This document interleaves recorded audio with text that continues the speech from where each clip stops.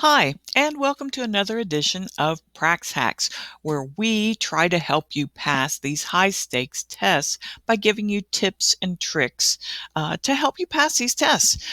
Today, we're going to be talking about slang and idioms. You're going to find this in the Praxis Core writing test. You'll also see it in things like the SATs and the ACTs, just being able to know the difference and knowing the impact slang and idioms have on your writing. But first, let's thank our sponsor. Today is brought to you by Upside. Upside is an app that you download and it pays you money back for buying gas and buying groceries and eating at your favorite restaurant. If you use that code down there at the bottom, UWVQ4, that'll get you an extra 15 cents per gallon on your first fill up. So it's real money back to you in your pocket, and you can still use whatever loyalty program you might already have and still get those points as well. So it's like a win-win by downloading that Upside app and using it when you make those purchases. Okay, let's jump back in to slang and idioms. One of my favorite sayings is, I avoid cliches like the plague. Like the plague is a cliche. That's why this is kind of funny, because you're not truly avoiding cliches if you're using that phrase. Cliches is another term for cliches can be slang and they can be idioms, but that's a topic for another day. But let's look at slangs and idioms. Slangs and idioms are words and phrases we use that are very comfortable. They're very informal. They're kind of like sweatpants of language. You get into a habit of using them. They often will appear in your speech then, and then also, in your writing as well.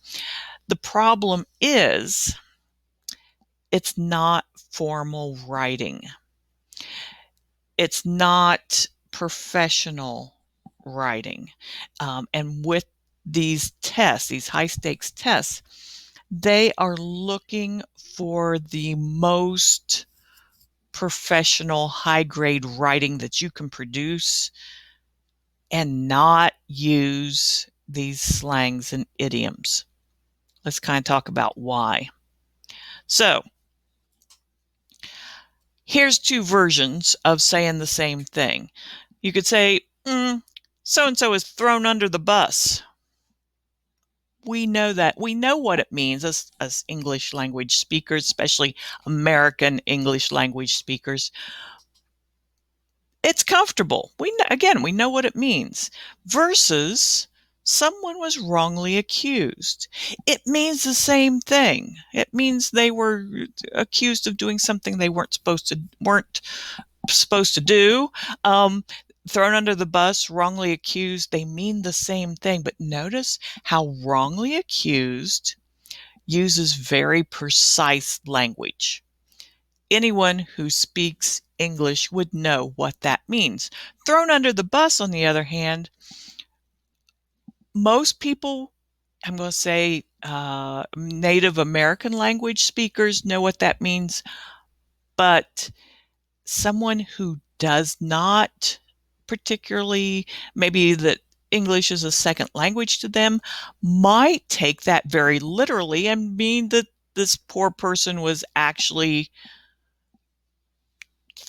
tossed under a bus and run over.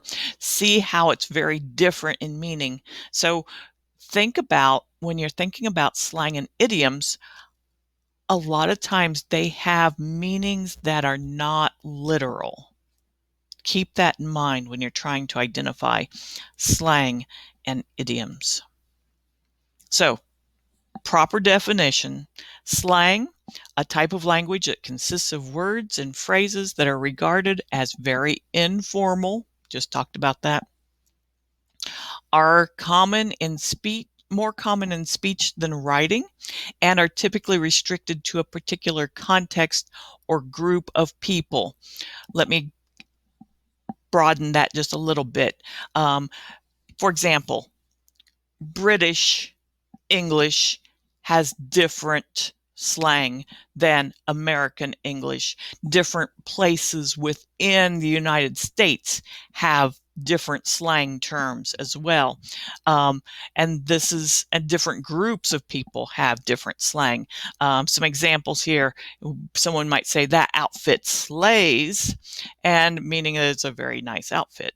A couch potato, someone who's very lazy. Some British slang is loo, which means restroom.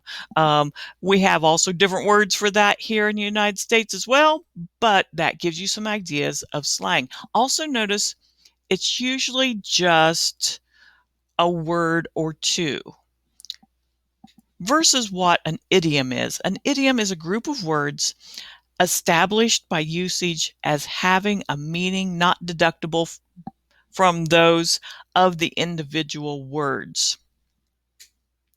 In other words, it means you're using this phrase to mean something, but if you took it very literally, that would not have that same meaning. Some examples: raining cats and dogs. Often we know what that means, that it's raining really hard. It's not literally, dogs and cats falling from the sky.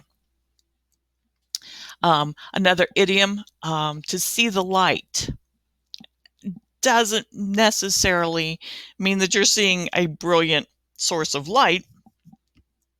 It means that you get the idea, or you've come to an agreement to see the light. And thrown under the bus, we've already talked about. But notice how these are groups of words that aren't being taken literally. They're just, when they're put together, create this new meaning. So why does this matter? Why does this matter to you as you're getting ready to take the test? So number one, if you're writing an essay and you are using slang and overusing idioms, it's going to reduce your score, because the scores are going to say you do not have a mastery or control of language. You're relying too much on that slang, that informal language, and that will mark down your score for those essays. Why does it matter too? Universal comprehension. Again, like we kind of talked a little bit earlier, if someone is not a native English speaker in the region you are writing, they may not understand what you're talking about.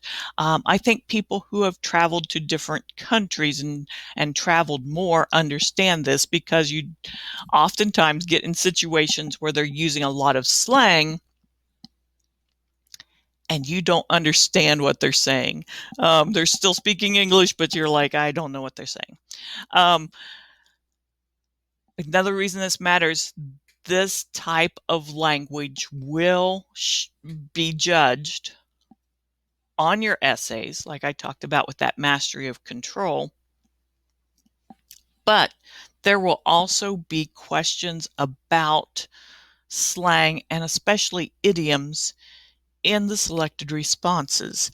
For example, it may say, which one of the following contains an idiom? And you have several sentences, and you have to pick out the one with an idiom. You've got to know what an idiom is before you can, pick it out. And last but not least, you got formal versus informal for this writing. And as we've talked about in other videos, school teachers and college professors are your scorers. They're looking for very formal language, the best you can give. So you want it to be very formal and very understandable when you're creating those essays. So that brings us to the end today. If you like our video, please drop down in the comments you like. You can subscribe. Give us some ideas of some other topics we'll be glad to help you cover, because we want to see as many people pass these teacher tests as possible. But we also have a guidebook out on Amazon. We currently have writing and reading. Coming soon will be math for the Praxis Core. So please, if you're interested, give us a look there. Also, we have a new TikTok channel, so check us out on TikTok, and we will see you here again at PraxHacks.